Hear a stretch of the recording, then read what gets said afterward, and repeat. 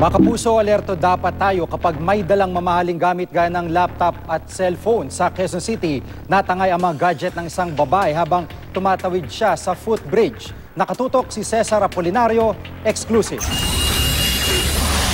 Tumitsyempo ang sospek para hablutin ang bag ng babaeng bibiktimahin sa footbridge sa Luzon Avenue, kanto ng Commonwealth Avenue, pasado las 5 ng umaga, pero nabaling ang tingin ang makitang isa pang babaeng may bitbit na bag na may laptop.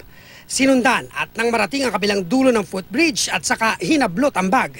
Pinatid ng isang pedestrian ang sospek na nangudngod sa semento pero muling nakatakbo at hindi na corner ng iba pang tumutugis. Oh, ayan na. Buti pa tong mama, oh. Naisipan i-counter, eh. Ayan, oh. Kahit mabigat.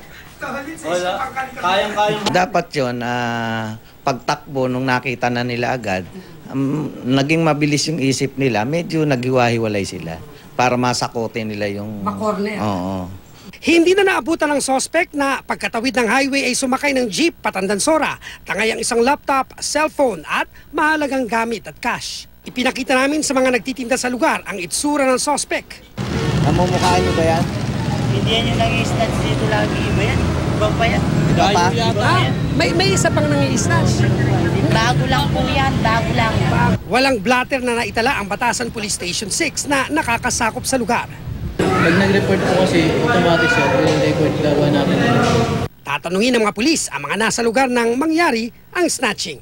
Cesar Apolinario, nakatutok, 24 oras.